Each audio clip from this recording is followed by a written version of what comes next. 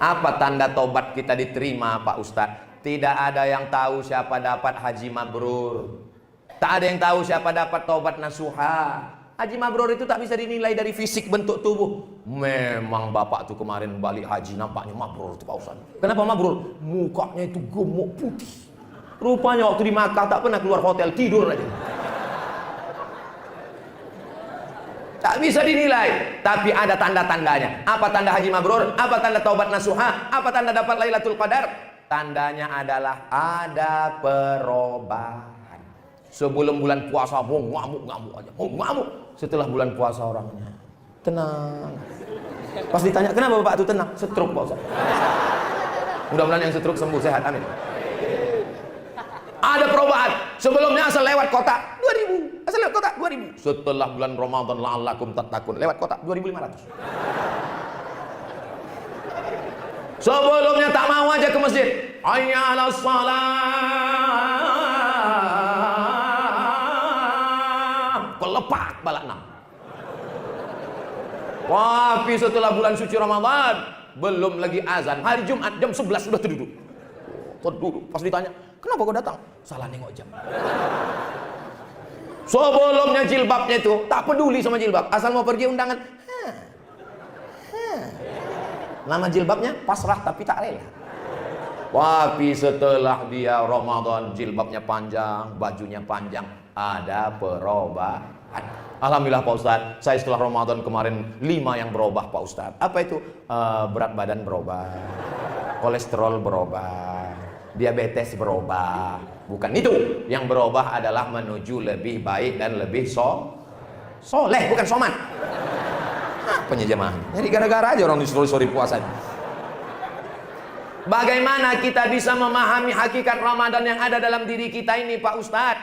Muncul rasa takut kepada Allah saat ingin melakukan perbuatan dosa, saat tidak ada satu manusia pun melihat, saat tidak ada satu pun seorang ulama tasawuf sayang muridnya 40 orang, tapi murid yang satu ini disayang, murid yang lain cemburu. Apalah tuan guru ini sayang cuman sama dia. Rupanya guru ini tahu muridnya ini kena penyakit dalam hati. Oh, besok diambilnya burung. Kasih burung semua satu-satu. Kalian murid-muridku yang 40 pergi kalian ke hutan, ke gunung, ke gua, ke laut. Cari di mana tempat kalian tak ada ditengok orang, potong burung ini. Dibawanya, tak lama semua membawa burung, leher sudah putus semua. Ini guru. Murid yang disayang datang membawa, masih hidup. Kenapa tak kau potong? Aku pergi ke gunung, aku pergi ke laut, aku pergi ke danau, aku pergi ke gua, aku pergi ke pokok kayu. Aku tidak pernah merasa sendiri. Aku selalu diperhatikan Allah. Itulah hakikat puasa. Muraqabatullah, musyahadah, mempersaksikan persaksian yang dipersaksikan oleh Allah Subhanahu wa taala. Mudah-mudahan itu melekat ke dalam hati kita nanti insyaallah. Makanya tiap bulan paling tidak ada puasa 3 hari, Ayyamul Bait 13, 14, 15. Kalau cuma 3 hari upil tuh Pak Ustaz, saya sanggup 8 hari. Mantap. Senin Kamis, Senin Kamis, Senin Kamis, Senin Kamis. Kalau cuma 8 hari kecil tuh Pak Ustaz, saya sanggup puasa Nabi Daud. Mantap. 15 hari. Kalau 15 hari kecil tuh Pak Ustaz, saya sanggup puasa 30 hari. Tengok dulu. Kalau ada anak bini tak boleh. Kenapa? Karena kalau kau puasa 30 hari tak berselera kau nengok bini kau tu lagi. Tapi menengok bini orang berselera. Tapi kalau istrinya tak ada sebatang kara dia sanggup, boleh. Suami sudah meninggal, anak tak ada, maka perempuan boleh. Aisyah istri Nabi setelah Nabi meninggal, dia puasa dahar setiap hari sampai meninggal. Saya ketemu bapak-bapak di Kudus. Pas makan di rumah dia, Ustaz Somad silakan makan. Bapak enggak makan. Aku saiki poso Pak Ustaz. Us perang-perang dino. Sudah 2 Pak Ustaz, 2 tahun, 20 tahun sudah puasa tiap hari. Badannya sehat walafiat, rezekinya berlimpah. Siapa yang mau coba? Cobalah nanti setelah bulan Syawal. Ibadah apa saya lakukan untuk suami yang sudah meninggal supaya tetap menjadi? Ibadah apa yang saya lakukan untuk suami yang sudah meninggal supaya tetap menjadi istri solehah? Apa yang perlu dilakukan seorang istri kalau suaminya sudah meninggal dunia?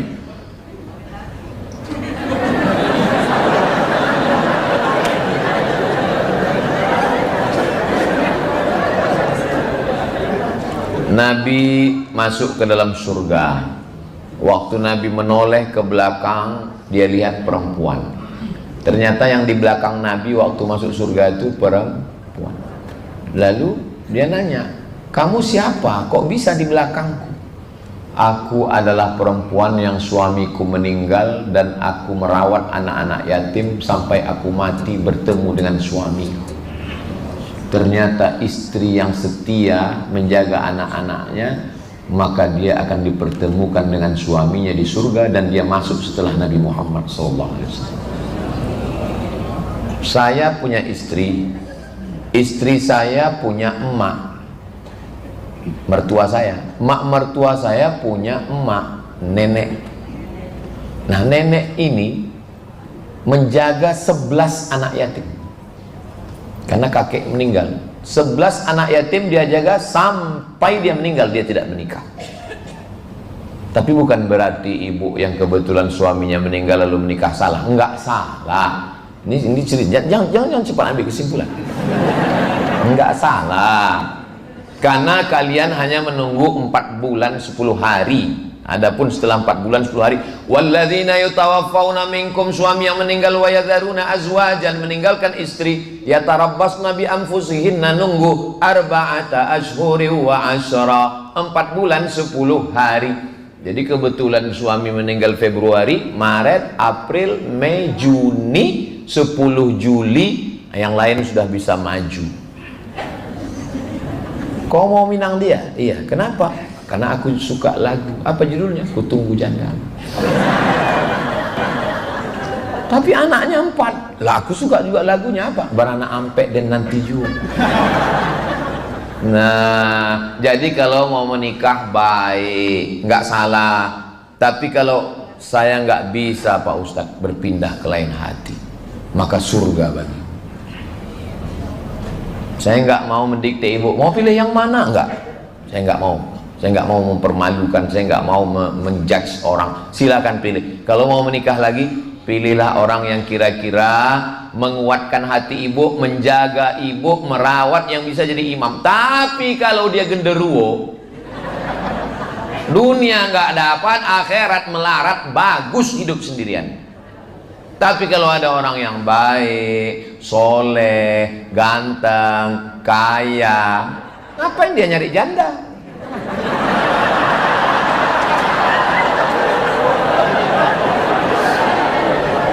Tapi yang namanya jodoh bisa aja. Kalau ada yang model begitu, jangan terhalang untuk menikah. Nggak dilarang oleh agama. Jelas?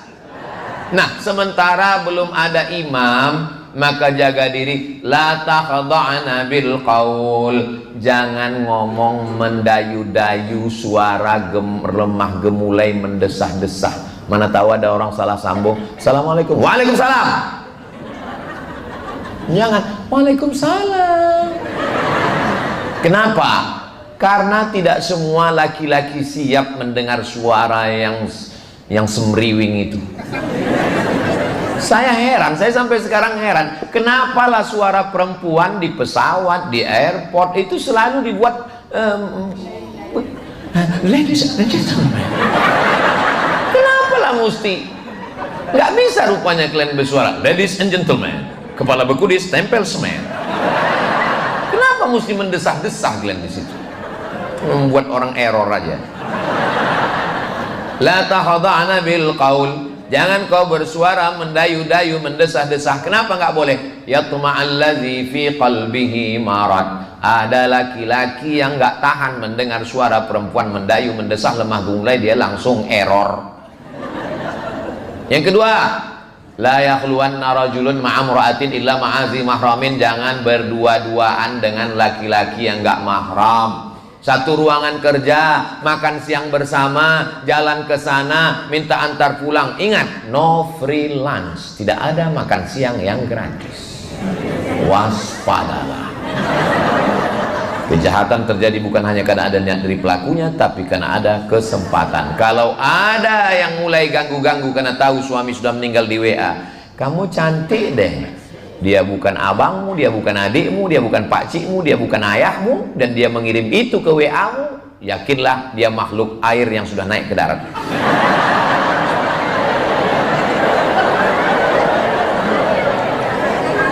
Nih, karena dia udah mulai mau ganggu-ganggu. Kebanyakan perempuan merasa ini laki-laki perhatian, padahal laki-laki ini jahat, hantu, setan dia. Kenapa Ustaz emosi? Ya udah begini lama nggak ada air datang, emosi lah kita. Nah, yang ketiga, la tusafiranna imra'atun illa ma'azi mahramin. Jangan musafir kalau tidak ada mahram. Terus kalau pergi umroh Pak Ustadz, boleh, karena di situ perjalanannya aman, ada polisi, ada security, ada perempuan-perempuan yang aman, ada ketua kloter, ada pembimbing ibadah, ada mutawib. Pacaran sama mutawib. Tidak ada. Heboh pacaran sama mutawib. Pagar makan tanah lapang. Apalagi berikutnya, jangan pakai gelang kaki yang kalau dipijakkan ke tanah la yadribna bi arjulihinna. Jangan kau pakai gelang kaki kalau kau berjalan kerincing kerincing kerincing kerincing. Itu kata-kata kiasan. Itu mulai kerincing.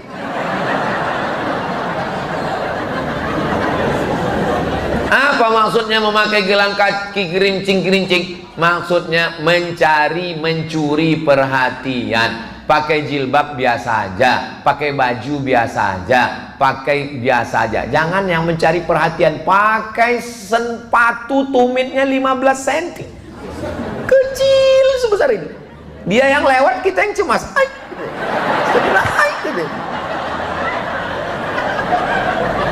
Pakai jilbab, pakai punuk onta di atas. Punuk onta, kalau dia berjalan macam punuk onta punya. Kalau hanya sekedar rambutnya panjang diikat pakai karet, nggak apa-apa. Itu karet bekas gula sama minyak diikatkan di sini. Nggak apa-apa. Karena kalau nggak diikatkannya pas dibuka menggerabang. Nah, maka nggak apa-apa.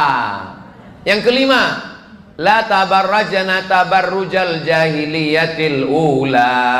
Jangan bersolek-solek jahiliyah. Tapi muka saya pucat Pak Ustadz.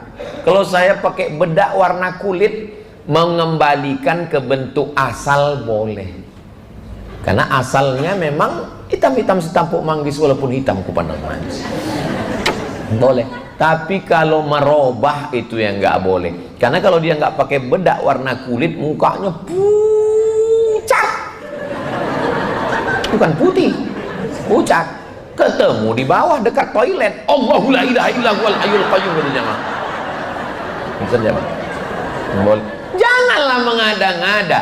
Ini kadang perempuan ini, ku kasih tahu sama kalian ya anak muda. Jangankan sama kalian, Tuhan pun dia nggak percaya. Sudah bagus dikasih alis, dikecilkan. Sudah bagus dibuat melengkung, diluruskan. Sudah bagus bibir dibuat begini, ditebalkan, disuntikkan tahap apa gitu.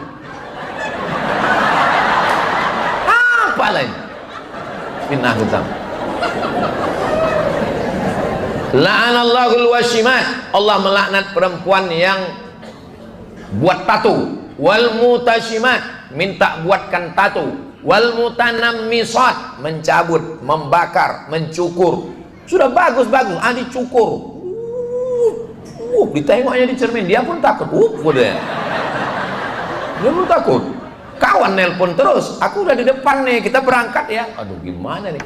Untunglah ada spidol whiteboard. Memang papa memberikan solusi terhadap masalah. Dipakaikan spidol whiteboard. Mau acara bukber ini, mau bukber.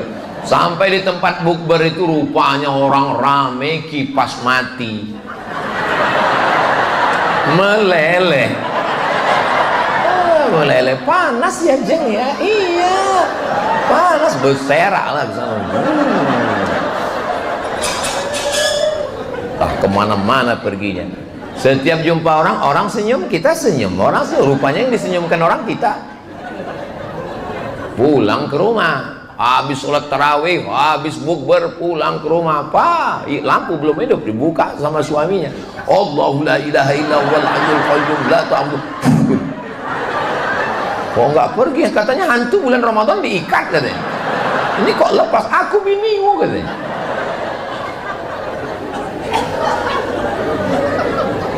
Memang kalau lapar ini bawaannya mau ketawa aja memang.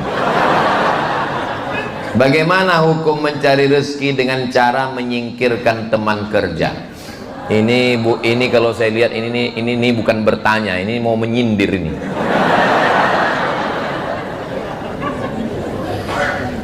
Saya ikut tes dosen bahasa Arab, test of Arabic language, foreign language, lulus. 200 soal tes potensi akademik, lulus. Tes mengajar, lulus. Audisi dengan 4 guru besar, lulus. Tinggal lagi bertemu dengan orang paling nomor 1 di kampus. Saingan 2, saya 1 lagi. Datang orang ngajak saya, ayo kita silaturahim sama pejabat, Man. Saya bilang sama mak saya, Mak, ya, aku mau silaturahim sama pejabat. Mau bilang bahwa aku S1 Mesir, S2 Maroko, aku bahasa Arab, begitu begini begono. Kata mak saya, kalau lulus kau gara-gara kau melobi pejabat itu, sebetulnya yang pantas lulus orang yang 1 lagi itu, makan haram kamu. Mendengar cakap dia saya takut, akhirnya saya enggak lobby itu. Saya serahkan sama Allah, akhirnya saya lulus juga. Bayangkan kalau saya singkirkan dia, padahal yang layak lulus sebetulnya dialah yang layak sebetulnya. Tapi karena saya lobby lulus saya, maka gaji saya haram, uang sertifikasi haram, pensiun haram, uang tunjang, uang sipak, uang sundul, uang tanduk, haram semuanya. Nauzubillah, jangan makan haram, jangan belah bambu, pijak 1 angkat 1. Jual beli, bisnis, hindari 3. Yang pertama, ghish, tipu. Yang kedua, zulm, aniaya. Yang ketiga, gharar, ketidakpastian, judi, gambling. Nauzubillah. Kertas terakhir terkait riba. Riba itu kalau ada penambahan biaya jika kita ingin berutang atau itu dilarang. Benar nggak ya Pak Ustadz? Di bank syariah atau di pegadaian tetap ada penambahan biaya dan lain-lain, yang bagaimana itu Pak Ustadz? Bank syariah tidak boleh buka kalau tidak ada dapat fatwa dari DSN, Dewan Syariah Nasional, Kiai Haji Khalil Nafis. Barulah BCA syariah, HSBC syariah dan lain-lain syariah itu baru boleh buka. Dan dia mesti ada DPS, Dewan Pengawas Syariah, barulah dia boleh. Lalu penambahannya itu apa Pak Ustadz? Nah, ini agak jelimet sedikit. Ini kira-kira kalau saya jelaskan nih masih konsen? Masih? Saya nggak konsen lagi. Saya datang ke Adrian Bank, Bang Adrian Bank. Lalu saya bilang, Pak Adrian Bank, ya, saya mau pinjam uang. Berapa Pak Ustadz? 100 juta. Beliau kasih 100. Nanti bayarnya 120. Yang 20 itu apa namanya? Riba. Bertambah, bertumbuh, berkembang, itu arti riba. Bertambah, bertumbuh, berkembang, itu arti riba. Tapi jangan gara-gara ini kamu riba sekarang ya. Bertambah, bertumbuh, berkembang, itu riba. Dah konvensional Arab. Lalu saya datang ke MRBJ Syariah. Ternyata ada satu masjid di Tangerang Selatan itu yang dulu pernah punya aset 8,7 miliar untuk memberikan bantuan-bantuan. Mereka sudah berubah, tidak hanya sebagai masjid tapi sudah jadi Bank MRBJ Syariah namanya. Amin. Ragu pula orang nih mengaminkan. Lalu saya datang ke MRBJ Syariah. MRBJ Syariah, saya mau minjam uang 100 juta. Haram minjam uang, bayar uang. Karena uang dengan uang bertambah riba. Ustadz, untuk apa Pak Ustadz? Saya mau beli mobil. Oh, kalau begitu solusinya begini. MRBJ membeli mobil itu cash. Sekarang mobilnya punya siapa? Punya MRBJ. Lalu MRBJ menjual ke saya dengan angsuran. Saya yang nggak ngerti merasa sama. Sama aja. Kemarin waktu di Adrian Bank nambah juga. Ini dengan MRBJ nambah beda. Dengan Adrian Bank nambah uang dengan uang. Dengan MRBJ uang dengan barang. Maka uang dengan uang riba. Uang dengan barang tidak riba. Jelas? Itulah sampel contoh pada bank syariah. Tapi kenyataannya bank syariah nggak ada beli mobil Pak Ustadz. Namanya taukil. Ini uang kami bank, jual belinya kami wakilkan ke bapak. Bapak yang membeli mobil. Jadi di situ ada akad. Ribet Pak Ustadz, makanya nggak usah dipikirkan. Kan udah aku bilang tadi. Kadang jamaah ini kalau masalah agama ini dia mau detail. Padahal waktu disebutkan dalilnya pusing juga dia. Kenapa orang ketika masalah mobil dia nggak mau detail? Mobilnya rusak dibawanya ke bengkel diserahkannya aja. Kenapa nggak pernah nanya bengkel yang mana kabelnya, yang mana aliran listrik? Kenapa nggak pernah kau tanya? Kenapa waktu handphone rusak kau kasih ke servis kau nggak tanya? Kenapa dalam masalah agama ini kau tanya betul Ustaz tuh mana dalilnya? Masa apa? Sumbatkannya cocoknya nih ke mulutnya. Jadi dalam masalah agama ini serahkan kepada fatwa DSN, Dewan Syariah Nasional. Kenapa waktu naik pesawat nggak kau ketuk pintu pilot itu nanya, Pak pilot ini matic atau manual?